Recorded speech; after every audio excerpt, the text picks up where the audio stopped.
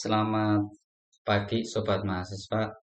Pada kesempatan kali ini kita akan belajar bersama menyusun pendahuluan introduction pada artikel SLR ya, artikel Systematic Literature Review yang bisa diterima untuk terbit di jurnal Scopus ya, Q1.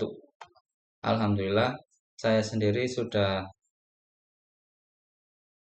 mempublikasikan artikel SLR saya di Scopus Q1 Springer. Berdasarkan pengalaman ini, saya akan berbagi melalui channel YouTube Sobat Mahasiswa. Mudah-mudahan penjelasan ini bisa bermanfaat buat teman-teman yang sedang menyusun bagian introduction artikel SLR dan artikelnya bisa diterima publish di Scopus.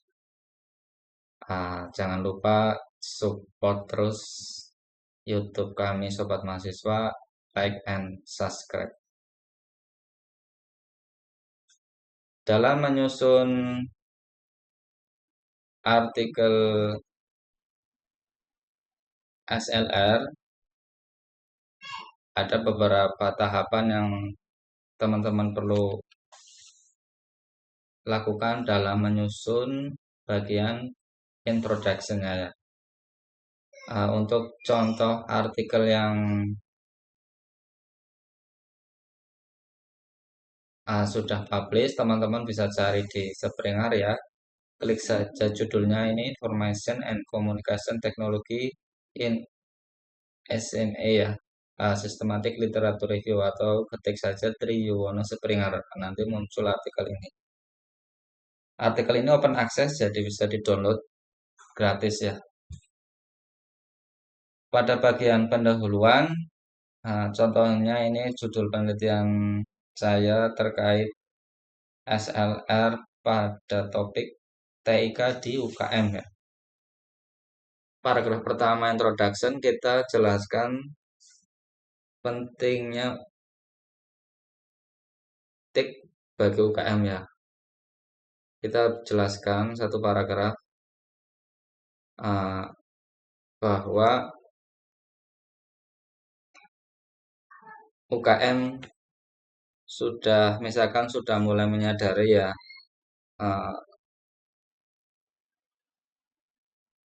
UKM ini sangat penting untuk bisnis mereka ya, untuk misalkan digital ya, untuk meningkatkan bisnis dan kinerja mereka. Ini ceritakan satu paragraf. Dalam bercerita ini kita yang perlu dicatat bahwa harus menggunakan sumber referensi setiap kalimat yang kita tulis dengan referensi Scopus saja ya. Karena kita tujuannya akan publish di Scopus ya, kita mereferensi artikel-artikel Scopus ya. Kita tidak mereferensi artikel nasional, semuanya daftar pustaka Scopus. Kedua, paragraf 2 introduction,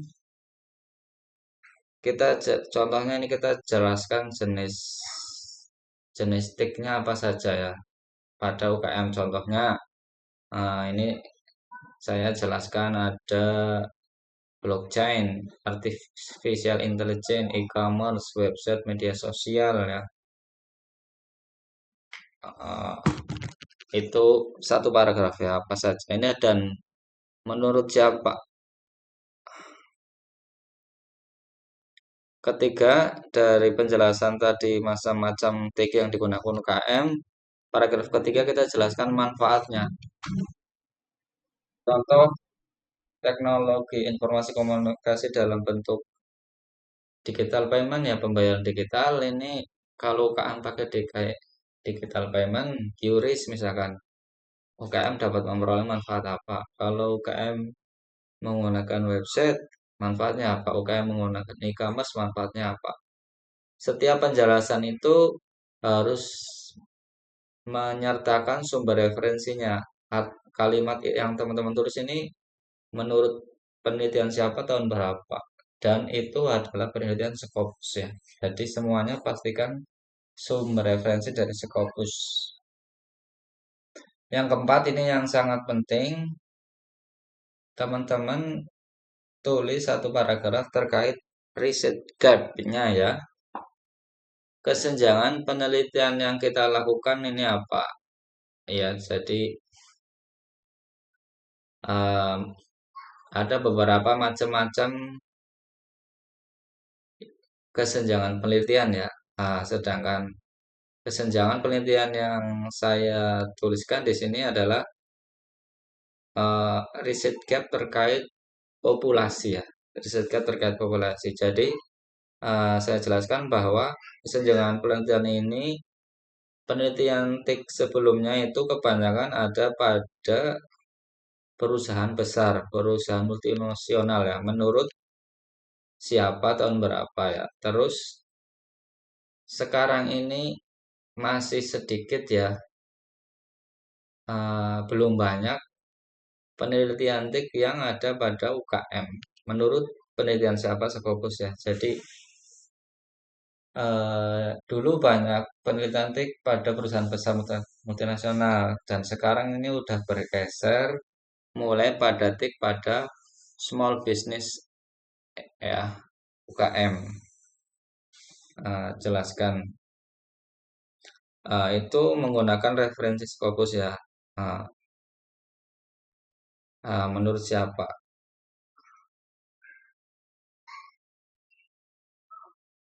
Uh, Terus saya jelaskan juga selain riset gap terkait populasi, saya jelaskan studi empiris terkait TIK pada UKM ini masih uh, terbatas ya, masih kurang lah ya. Jadi harapannya dengan artikel SL ini bisa menjadi wawasan untuk gambaran penelitian sebelumnya. Setelah riset gap pada bagian kelima, paragraf terakhir ini, teman-teman jelaskan uniknya penelitian SLR ini siapa ya. Penelitian kita ini menariknya apa ya. Kalau penelitian kita sama aja dengan sebelumnya, ya misalkan ya buat apa dilakukan lagi gitu kan. Misalkan ya. Jadi kita jelaskan, eh, misalkan penelitian saya unik karena penelitian saya hanya menggunakan sumber data dari Scopus saja ya. Jadi SLR saya Scopus saja. Scopus itu saya jelaskan merupakan database terbaik ya, udah lengkap komplit menurut penelitian siapa.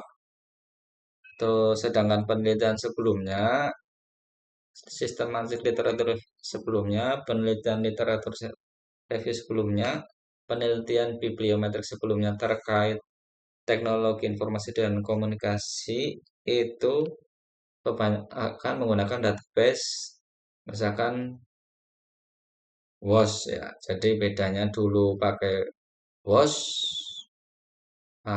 punya saya pakai Scopus.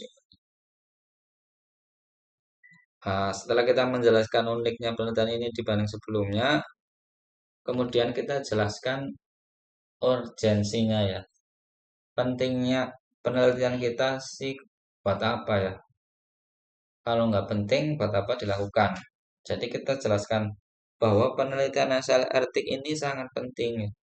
Ini harus segera diterbitkan. Misalkan eh,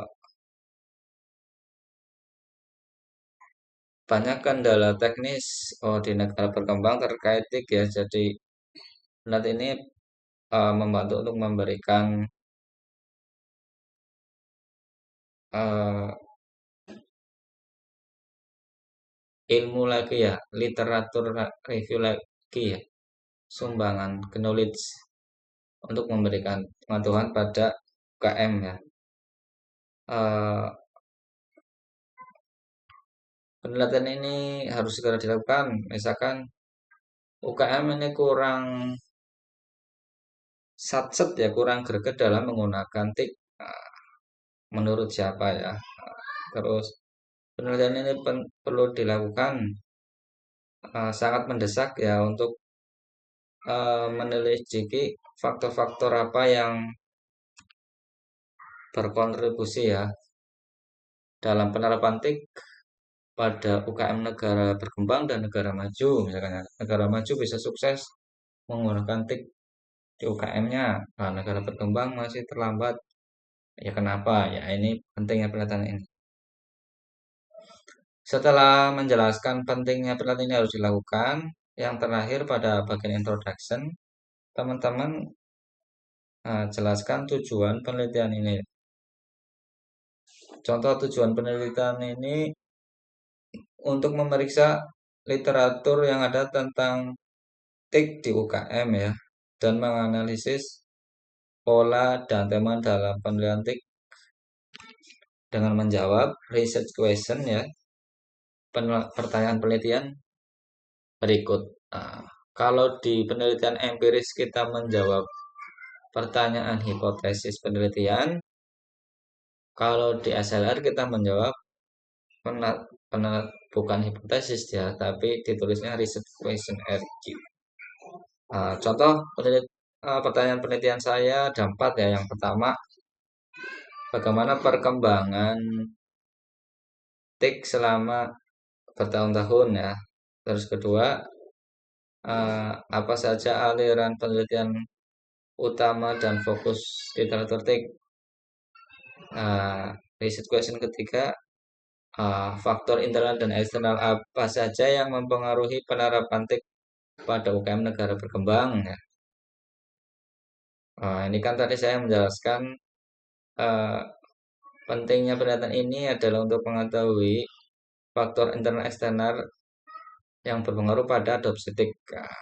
Jadi di research question saya munculkan bahwa untuk mengetahui faktor internal eksternal apa saja yang mempengaruhi adopsi TIK di negara berkembang. Research question yang keempat terakhir, ini saya menjawab mencari apa saja hambatan dalam implementasi TIK bagi UKM di negara berkembang ya. Hambatannya apa, terus yang sudah mengaplikasikan TIK itu hasilnya apa. Jadi kurang lebih dari introduction pendahuluan SLR ini ada 5 paragraf ya. Demikian poin-poin yang bisa teman-teman tulis pada introduction artikel SLR.